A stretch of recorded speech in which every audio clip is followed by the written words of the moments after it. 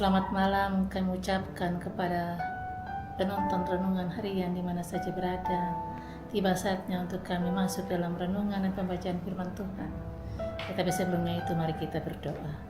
Bapa yang kekal kudus, di jam malam hari ini kami akan membawa renungan dan kami akan membaca kebenaran firman Tuhan.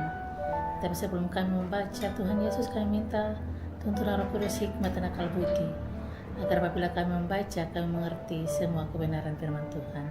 Dalam nama Tuhan Yesus Kristus, firman yang hidup, kami berdoa kepada Bapa di sorga. Haleluya. Amin. Pembacaan kita pada malam hari ini terdapat dalam kitab Kudus Perjanjian Baru, pertama Korintus 4 pada ayat yang ke-6 hingga ayat yang ke-21. Dengan perikop, rendahkanlah dirimu. Saudara-saudara, kata-kata ini akan kukenakan pada diriku sendiri dan pada Apolos, karena kamu, supaya dari teladan kami kamu belajar apakah arti ungkapan.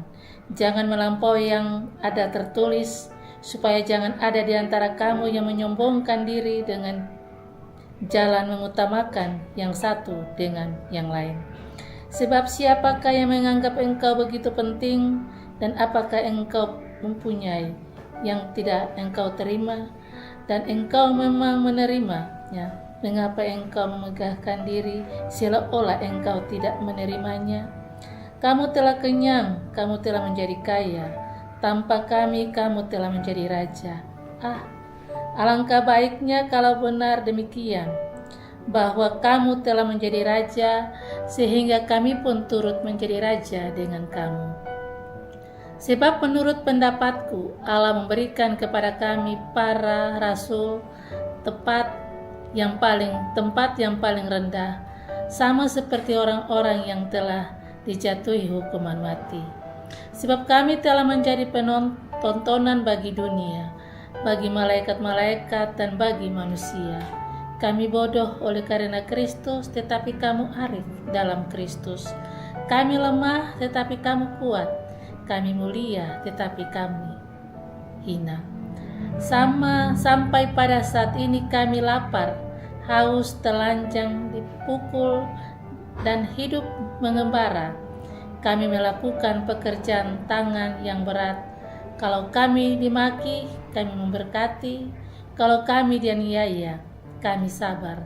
Kalau kami difitnah, kami tetap menjawab dengan ramah.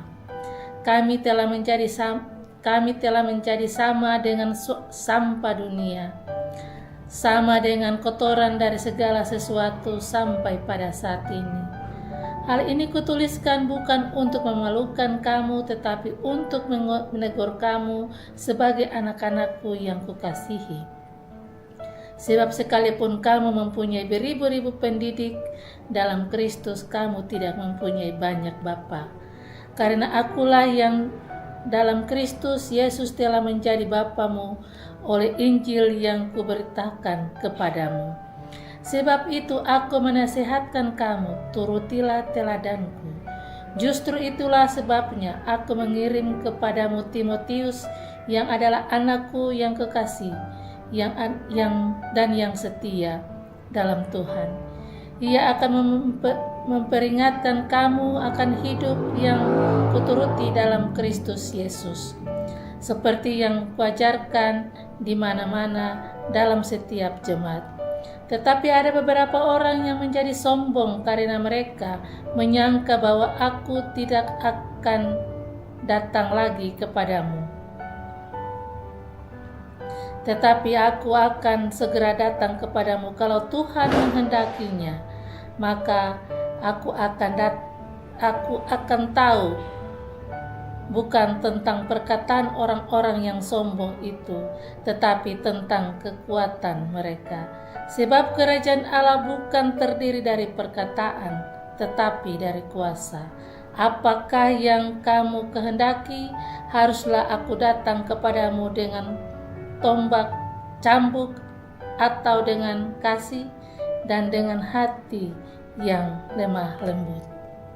Shalom, salam sejahtera untuk kita semua, terlebih khusus para penonton program Renungan Harian GKI Fakta yang dikasihi Tuhan.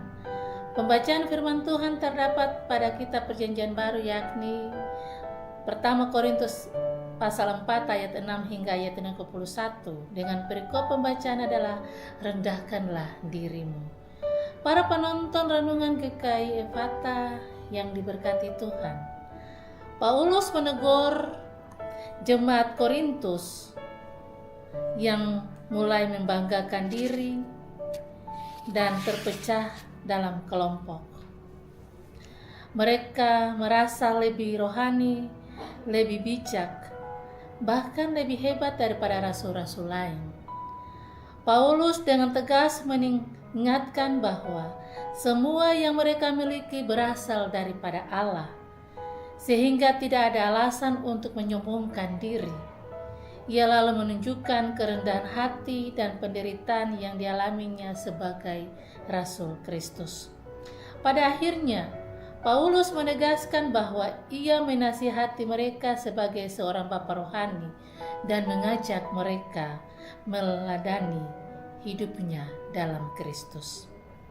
Para penonton renungan harian GKI Ephata yang diberkati Tuhan, setiap orang mempunyai kecenderungan untuk membandingkan diri dengan orang lain.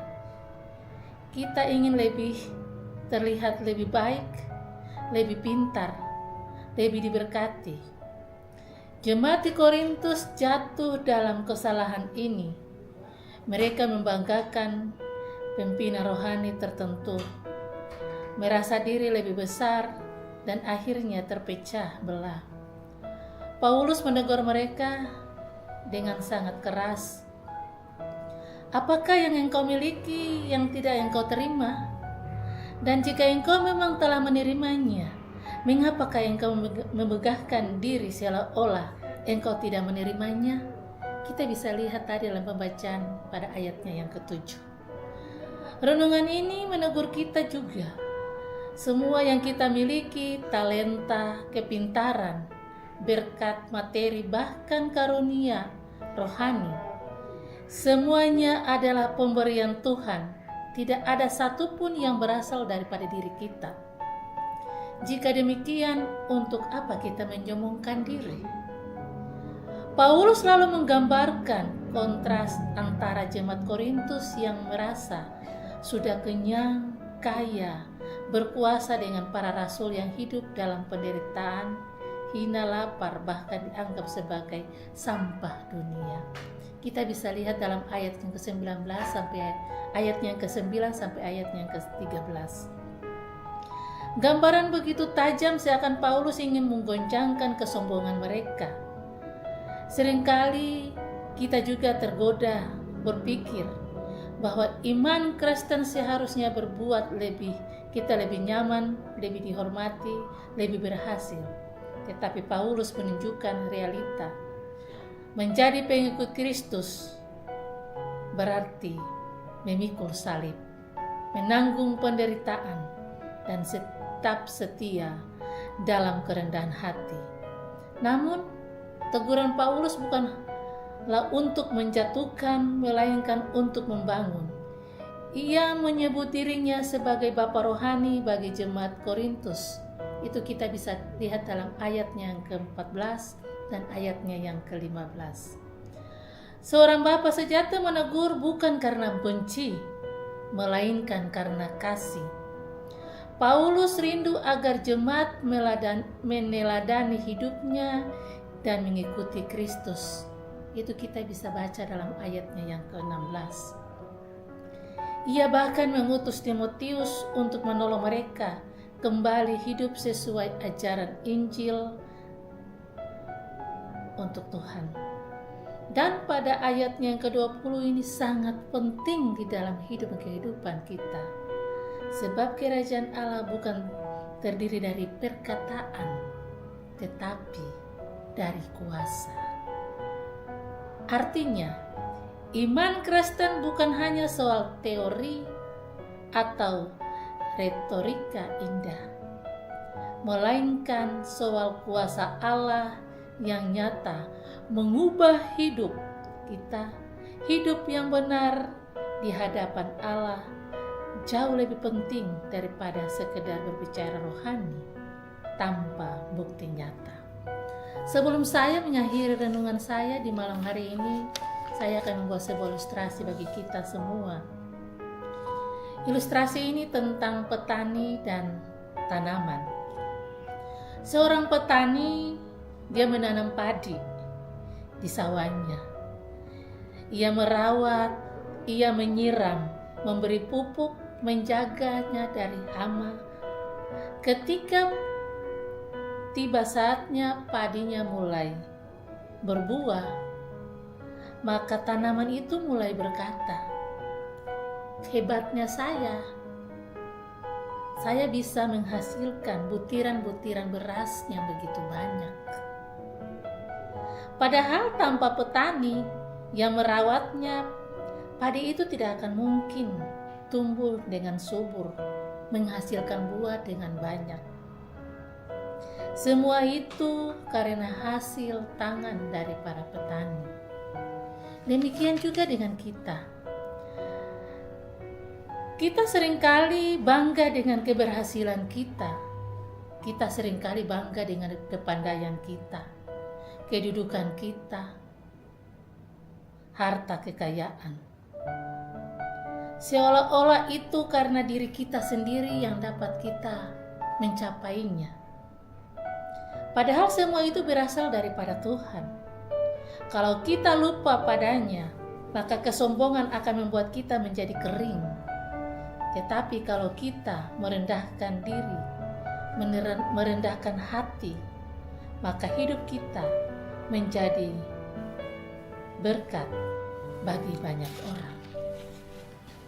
Ingatlah, kesombongan akan merampas kedamaian, tetapi kerendahan hati membawa berkat. Dan hidup ini bukan untuk dibanggakan, melainkan untuk dipersembahkan kepada Tuhan. Segala sesuatu yang kita miliki hanyalah titipan. Maka bersyukurlah dan pakailah untuk melayani. Kiranya Tuhan Yesus yang mempunyai firman ini memberkati kita di dalam kehidupan kita dari hari lepas hari. Amin. Mari kita berdoa. Terima kasih Tuhan atas firman dan renungan yang kami bawa pada hari ini. Engkau begitu baik. Bila hari ini kuasa Roh Kudus memberkati kami, memberkati para penonton, gerakkanlah hati umat Tuhan untuk selalu mendengarkan kebenaran firman Tuhan. Biarlah firman ini menjadi berkat bagi kami dan selalu menjadi kekuatan, kemampuan bagi kehidupan kami, agar apa yang kami alami, kami bisa merubahnya dalam kehidupan ini sesuai dengan petunjuk dari firman Tuhan dan lewat kuasa Roh Kudus hikmat dan akal budi. Berkati kami semua, lindungi kami semua.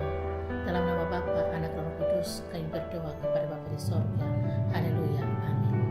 Terima kasih kepada tim multimedia yang sudah meliput renungan kami di malam hari ini. Kiranya Tuhan Yesus memberkati tim multimedia dari hari lepas hari dan berkati kita semua, terlebih khusus para penonton di mana saja berada.